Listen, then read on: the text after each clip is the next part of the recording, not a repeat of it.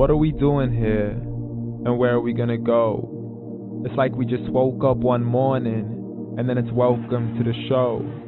Don't ask any questions, just go with the flow. Make as much money as you can, and try your best not to get broke. Copy everything you see on the TV, from the hairstyles to the clothes, and don't think too often, just do exactly as you're told. And if you ever get confused, then just turn towards the alcohol. You'll still hear your thoughts, then just turn up the radio as you learn to live a lifestyle of drugs, sex, and rock and roll. But in all honesty, I just need to know, is there more to the cycle than growing and getting old? Living and dying just to leave behind a happy home and a whole lot of property that somebody else is going to own. I just really need to know before the casket's closed. 'Cause I'm not willing to gamble with my soul, nor am I ready to take any chances. These are just simple life questions, and I'm just searching for some answers. Like, what are we doing here? And what is our purpose? How did we get here, and who made us so perfect? And what happens once we go, or is this world all really worth it? Questions we don't answer because apparently we don't really have to. There's no purpose to this life and our existence is merely natural. Then in that case, please let me ask you, did you create yourself, or was it somebody else who had fashioned you? 'Cause you're a being that's impeccable, faultless and unparalleled. You're a product of supreme intelligence, and I'm merely being rational. For there isn't a camera on this earth that can come close to the human eye, nor a computer that can compete alongside the human mind. And if the whole world was to come together, we wouldn't be able to create a single fly. So many signs, yet we still deny. As science tries to justify that all this could come from none, when it's a simple sum. 0 plus 0 plus 0 cannot possibly ever give you 1. So from where did all this order come? For everything has its origins, a maker, a creator of its own. I mean, the only reason you're watching this video is because somebody had to press upload. So we can believe in the Big Bang, but I'd rather believe in He who caused it to explode.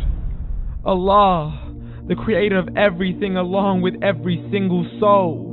The ever-living, the master, the only one who is in control. Unlike his creation, beyond our imagination. And no, he's not a man, nor does he have any partners in association. He's on his own. And no, he did not ever leave us alone. Just like every manufacturer, he left us with an instruction manual. The Quran and Islam, and I'm sorry to jump to conclusions, but it's the only one possible. The only definition of God is the one and only Supreme Being. It's logical, a book with 0 contradictions, with miracles that are both scientific and historical, all revealed over 1400 years ago. Like the detailed description of the human embryo. The descriptions of the human embryo in the Quran cannot be based on scientific knowledge in the 7th century. To the mountains as pegs holding firm the earth below, and the 2 seas that don't mix in a complete separate flow. To the planets in orbit, alternating night and day as they stay in flow. The expansion of the universe and the creation of everything from H2O. To the stories of the past and the preservation of Pharaoh. To identifying the lowest point in the land where Persia defeated Rome. The gushing fluid that created man in the glands between the ribs and the backbone. And not a word has changed, it's still the same. So please explain how all this was known over 1400 years ago. To a man who couldn't read or write, as he would recite whatever the angels spoke. And if you still don't believe, please try to come up with something that's even close.